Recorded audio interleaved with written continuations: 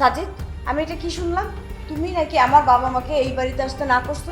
কেন না করছো এই বাড়িতে আসতে? তারা এই বাড়ি আসলে কি সমস্যা? আমি তো এটাই বুঝলাম না। হ্যাঁ, আমি তোমার বাবা মাকে আমার বাসায় আসতে না করেছি, কারণ তারা আমাকে ফোন দিয়ে বলছিল তারা নাকি আমার বাসায় সারা জীবনের জন্য থাকতে চায়। আর শুধু এইটাই না, তারা আমাকে ফোন দিয়ে বিভিন্ন উল্টাপাল্টা কথাও বলছিল। হ্যাঁ, আমাদের সাথে সারা জীবনের জন্য থাকতে চায়, এখানে না বলার কি আছে? আর তাছাড়া মেয়ে বিয়ে দিছে বলে তো আমি পর হয়ে যাইনি, তাই না? আমার তো একটা দায়িত্ব কর্তব্য আছে সাজিদ। আমার বাবা মা তোমাকে উল্টাপাল্টা কথা বলেছে? কি এমন উল্টাপাল্টা কথা বলেছে শুনি, যার জন্য তুমি তাদের আসতে না বলেছো? তোমার বাবা আর মা আমাকে ফোন দিয়ে কি উল্টাপাল্টা কথা বলছিল জানতে চাও? তাহলে শোনো।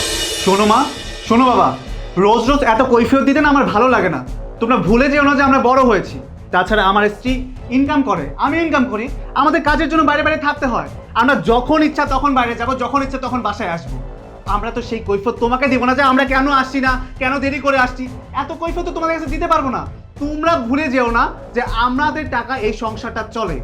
বাবা তুই এসব কি বলছিস? তুই আমাদের সন্তান, আর সন্তান কখনো বাবা মায়ের কাছে বড় হয় না।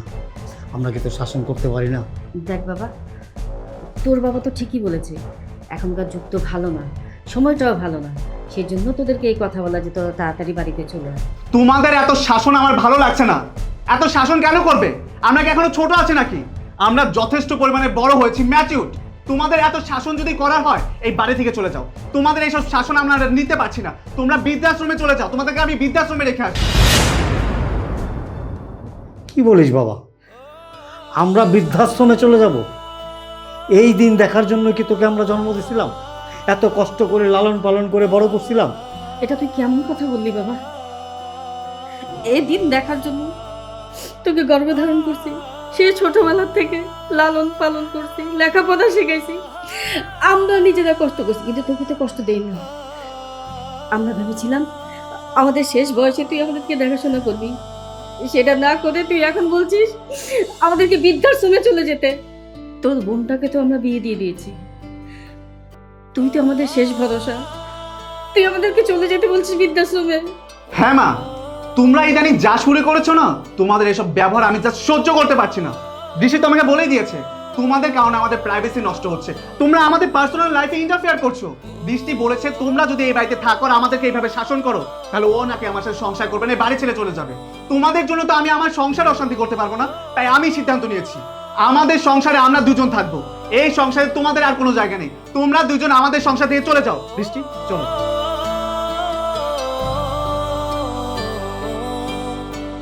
থাক শ্রাবণের মা, কান্না করো না। যে ছেলেকে এত কষ্ট করে লালন পালন করলাম, সেই নিজের ছেলে আমাদেরকে বের করে দিল। মন খারাপ করো না। আমাদের মেয়ের জামাই আছে না?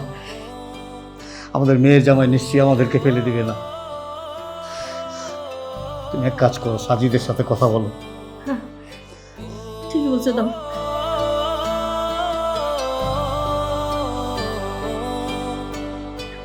হ্যালো জামাই বাবাজি। এবার তুমিই বলো, তোমার ছোট ভাইয়ের বউ যখন তোমার বাবা মায়ের দায়িত্ব নিতে চান না, সেক্ষেত্রে আমি তো পরের সন্তান, আমি কেন তোমার বাবা মায়ের দায়িত্ব নিব বলো? এখন তুমি তো তাদের মেয়ে, তারা তো বেশ ভালো মতোই জানে তাদের জামাই তো এখনো বেঁচে আছে। তারা তো খুব কনফিডেন্সের সঙ্গে আমাকে বলল যে আমি নাকি তাদেরকে এই বাসায় আসার পারমিশন দিব। কিন্তু আমার কথা, আমার বাসা তো কোনো ধর্মশালা না যে তোমার বাবা মা আমার বাসায় আসবে যতদিন ইচ্ছা থাকবে আর আমিও তাদেরকে অ্যালাউ করব। এটা তো আমি কখনোই অ্যালাউ করব না, এই কারণে আমি তাদেরকে আসতে না করেছি। সাজিদ, আমি বুঝলাম না তুমি এভাবে কথা বলছো কেন? তারা আমার একটা কথা বলে বসেছে, এখন ওইটা নিয়ে বসে থাকলে কি হবে? আর তাছাড়া তুমি জানো আমার ছোট ভাই শ্রাবণ আর ওর বউ তেমন একটা সুবিধার না। এই বয়সে আমার বাবা মাকে বলতেছে তাদের নাকি বৃদ্ধাশ্রমে রেখে আসবে, যে বয়সে তাদের মানে হাসি খুশি ভাবে ফ্যামিলির সাথে থাকার কথা, আর সেই বয়সে তাদেরকে তারা বৃদ্ধাশ্রমে রেখে আসবে। এটা মেয়ে হয়ে আমি মেনে নিতে পারছি না। আমার বাবা মা এখানে আসবে এবং তাদের যতদিন মন চায় আমার সাথে থাকবে। আমি তাদের মেয়ে, আমার একটা দায়িত্ব কর্তব্য আছে, তাই না? কি আশ্চর্য ব্যাপার, যেখানে তোমার আপন ছোট ভাই আর ছোট ভাইয়ের বউ তার বাবা মার দায়িত্ব নিতে অস্বীকার করছে, সেখানে আমি তাদের জামাই, আমি তো পরের ছেলে। আমি পরের ছেলে হয়ে তোমার বাবা মায়ের দায়িত্ব কেন নিব, তাও আবার সারা জীবনের জন্য? আমার বাসায় আমি আর তুমি থাকবো, সেখানে তারা আমার বাসায় কেন থাকবে? আমার তো আর লাখ লাখ টাকা নেই যে তাদেরকে সারা জীবন বসিয়ে বসিয়ে খাওয়াবো, তাই না? এটা তুমি কেমন কথা বললে? তোমার এই ব্যবহারে বাবা মা কতটা কষ্ট পেয়েছে সেটা কি তুমি জানো? আমার মা আমার কাছে ফোন করে কি পরিমাণ কান্নাকাটি করছে সেটা একমাত্র আমি জানি, আমি উপলব্ধি করতে পারছি। আমি তো মেয়ে, আমার তো খারাপ লাগবেই। আচ্ছা, আজকে যদি আমি ছেলে হতাম তাহলে কি আমি আমার বাবা মাকে রাখতাম না, ভরণ পোষণ দিতাম না? এখন আমি মেয়ে, আমাকে বিয়ে দিয়ে দিছে, তাই বলে কি এখানে তারা আসতে পারবে না? আর শোনো সাজি, তারা কিন্তু তোমাকে জামের চোখে দেখে না, ছেলের মতো দেখে। তুমি তাদের মনে কষ্ট দিয়ে অনেক বড় অন্যায় করেছো। তারা এই বাড়িতে আসবে, এটাই হচ্ছে আমার ফাইনাল ডিসিশন। আচ্ছা দোলা, তোমাকে কিন্তু আমি একবার বলেছি এটা আমার বাসা, এটা কোনো ধর্মশালা না।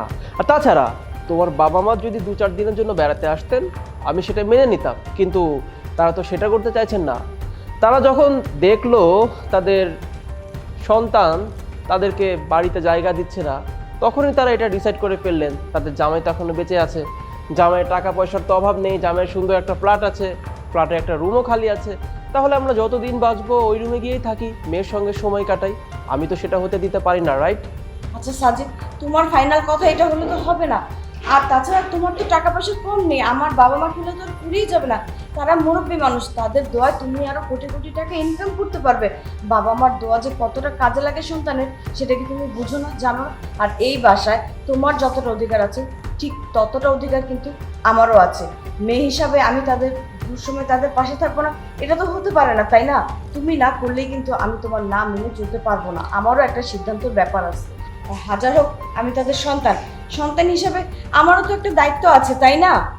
ও আচ্ছা, তুমি বলতে চাচ্ছ যে তোমার বাবা মার ওপর তোমার একটা দায়িত্ব আছে, তোমার একটা কর্তব্য আছে, আর আমিও তো আমার মায়ের সন্তান, তাহলে কি আমার মায়ের উপর আমার কোনো দায়িত্ব কর্তব্য এগুলো কোনো কিছুই নেই? বুঝলাম না সাজিদ, এখানে তোমার মার কথা কোত্থেকে আসলো? আমার মায়ের সঙ্গে তোমার বাবা মাকে আমি তুলনা করছি। কেন করছি জানো?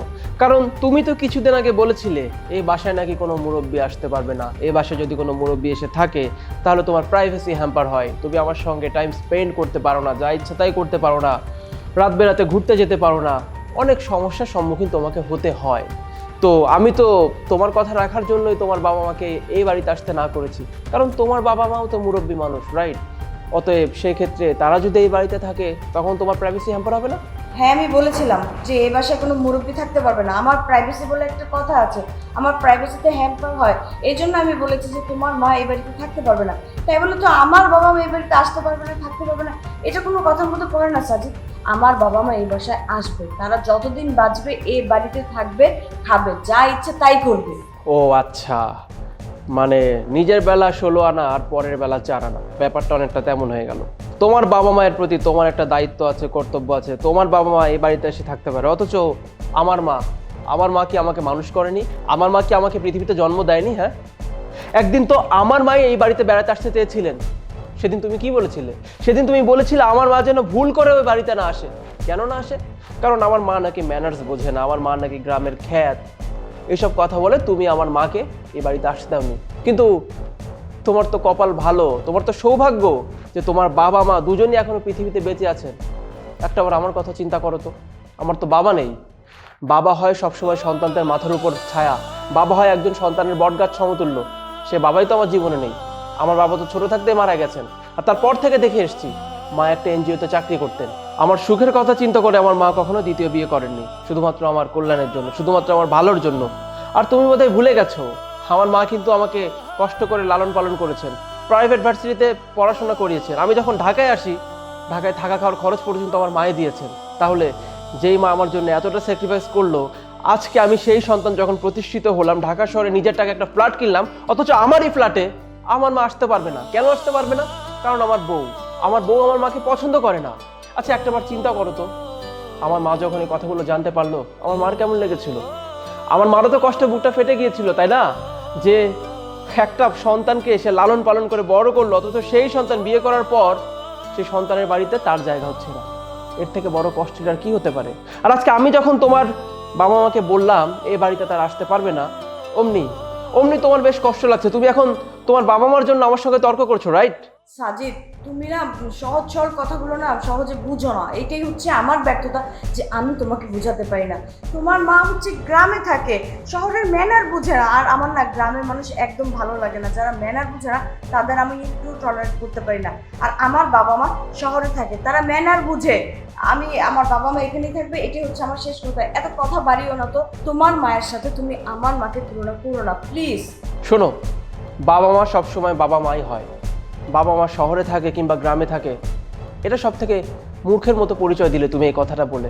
আর প্রথম কথা, একজন বাবা অথবা একজন মা সন্তানকে সন্তানের মতো করে লালন পালন করে বড় করে, তাই না? বাবা অথবা মার গায়ে কিন্তু লেখা থাকে না যে আমার বাবা গ্রামের কিংবা তোমার বাবা শহরের, এটা কিন্তু লেখা থাকে না। এই সংসারটা কার টাকায় চলে? আমার টাকায়। অতএব আমি যেটা বলবো সেটাই হবে।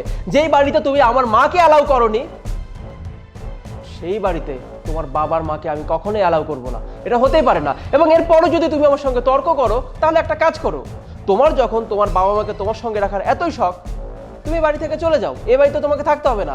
না এই বাড়িতে তোমার বাবা মা থাকতে পারবে, না এই বাড়িতে তুমি থাকতে পারবে। দরকার নেই, চলে যাও।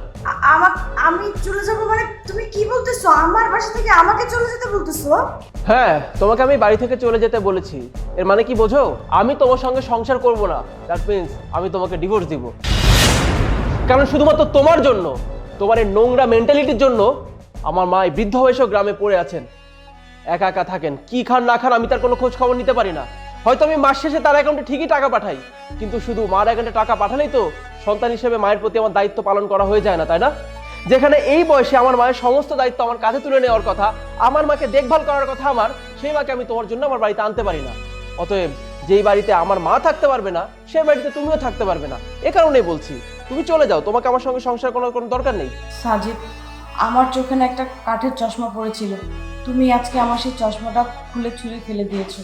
আজকে যখন আমি আমার বাবা মাকে আসতে না করেছি, তুমি জানো আমার বুকের ভেতরটা না কেমন করেছে একমাত্র আমি আর আমার আল্লাহ জানে। আর ঠিক এমনটা তো তোমারও লেগেছে যখন তোমার মাকে আমি আসতে না করেছি। আমি আজকে উপলব্ধি করতে পারছি যে আমি কত বড় ভুল করেছি, কত বড় অন্যায় করেছি আমি আমার শাশুড়ি মায়ের সাথে, যেটা করা আমার একদম উচিত হয়নি। সাজিদ, আমাকে তুমি ক্ষমা করে দাও। আমি আমার ভুলটা বুঝতে পেরেছি। আমি আজকেই আমার শাশুড়ি মাকে আসতে বলবো। আর তুমি এমনটা আমাকে ভুল বুঝো না সাজিদ। যাক, অবশেষে তুমি তোমার নিজের ভুলটা বুঝতে পেরেছো। একটা কথা বলি দোলা, বাবা মা যখন বৃদ্ধ হয়ে যায় তখন তারা হয়ে যায় ছোট্ট শিশু সমতুল্য। একটা ছোট্ট শিশুকে যেভাবে আদব কায়দা শেখাতে হয়, যেভাবে হাতে ধরে খাবার খাইয়ে দিতে হয়, যেভাবে চলাফেরা করাতে হয়, মানুষ যখন বৃদ্ধ হয়ে যায় না, তখন মানুষের বুদ্ধিমত্তাও একটা শিশুর মতো হয়ে যায়। আর সেই বৃদ্ধ বয়সে বাবা মার সব থেকে সেফ জোন কোনটা জানো? তার সন্তান, তার সন্তানের আশ্রয়। অথচ আমরা অনেক সন্তানরা এমনও আছি যারা বিয়ের পর বউয়ের কথা চিন্তা করে, বউয়ের কথা শুনে আমাদের বৃদ্ধ বাবা মাকে টেক কেয়ার করি না, বৃদ্ধ বাবা মাকে গ্রামে ফেলে রাখে। একটা বড় এই জিনিসটা চিন্তা করি না যে আমাদের বাবা আমাদের মা ঠিক মতো খাচ্ছে কিনা, ঠিক মতো চলতে পারছে কিনা। আমরা সবসময় ভাবি যে সময় মতো টাকা পাঠালেই বোধ হয় সব দায়িত্ব কর্তব্যবোধ পালন করা হয়ে যায়। কিন্তু না, বৃদ্ধ বয়সে না বাবা মারা টাকা চায় না, বৃদ্ধ বয়সে বাবা মারা চায় সন্তানদের সঙ্গ। এই সঙ্গটাই তাদের কাছে কোটি টাকা মূল্যের সমান। আজকে আমি যখন তোমাকে বললাম তোমার বাবা মা আমার বাসায় আসতে পারবে না, সত্যি খুব কষ্ট লেগেছে তোমার। আমি বুঝতে পারছি তোমার অনুভূতিটা, কারণ এই একই অনুভূতি আমার মধ্যে জাগ্রত হয়েছিল সেদিন শুধুমাত্র তোমার কথায়। তুমি তো বলেছিলে সেদিন আমার মা এই বাড়িতে আসতে পারবে না। সেদিন আমারও ঠিক এতটাই খারাপ লেগেছিল যতটা খারাপ আজকে তোমার লাগছে। আর বাকি রইল তোমার ছোট ভাইয়ের কথা। তোমার ছোট ভাই হয়তো অমানুষ হতে পারে, কিন্তু আমি তো তোমার ছোট ভাই অথবা তোমার ছোট ভাইয়ের বউয়ের মতো অমানুষ না। তোমার ছোট ভাইয়ের বউ যেহেতু বলেই দিয়েছে তাদেরকে বৃদ্ধাশ্রমে রেখে আসবে, অতএব তাদেরকে ওই বাড়িতে থাকার কোনো দরকার নেই। তাদের জামাই এখনো পৃথিবীতে বেঁচে আছেন। তারা ঠিক ছিলেন, তারা ঠিক জায়গায় ফোন দিয়েছিলেন, আমাকে ফোন দিয়েছিলেন, কারণ তারা জানতেন আমাকে ফোন দিলে আমি তাদেরকে আসতে না বলবো না। কিন্তু আমি না বলেছিলাম শুধুমাত্র তোমাকে শিক্ষাটা দেওয়ার জন্য, না হলে আমি কখনোই তোমাকে এই উপলব্ধি বোধটা দিতে পারতাম না যেমন উপলব্ধি তুমি এখন করছো। এনিওয়ে, আমি খুব খুশি হব যদি তুমি আমার মার কাছে ফোন দিয়ে ক্ষমা চাও এবং গ্রামে গিয়ে আমার মাকে বাড়িতে নিয়ে আসো। সেই সাথে আমি তোমাকে কথা দিচ্ছি, তোমার বাবা মা যতদিন বাঁচবেন আমার বাড়িতে থাকবেন। এই বাড়িতে তোমার বাবা মা থাকবেন, এই বাড়িতে আমার মা থাকবেন, এই বাড়িতে আমরা থাকবো হ্যাপি ফ্যামিলি হয়ে। সবাই যতদিন বাঁচবো একসঙ্গে থাকবো, কাঁধে কাঁধ মিলিয়ে চলবো। আমি এটা চাই। হ্যাঁ সাজিদ, তুমি যা বলবে এখন থেকে আমি তাই শুনবো। আমি আজকেই গ্রামে গিয়ে আমার শাশুড়ি মাকে নিয়ে আসবো। আর আমি আরও খুশি হব যদি তুমি তোমার শাশুড়ি শ্বশুরকে এ বাড়িতে নিয়ে আসো। আমরা যে কদিন বাঁচবো সবাই একসাথে হাসি খুশিভাবে এই বাড়িতেই থাকবো। ঠিক আছে।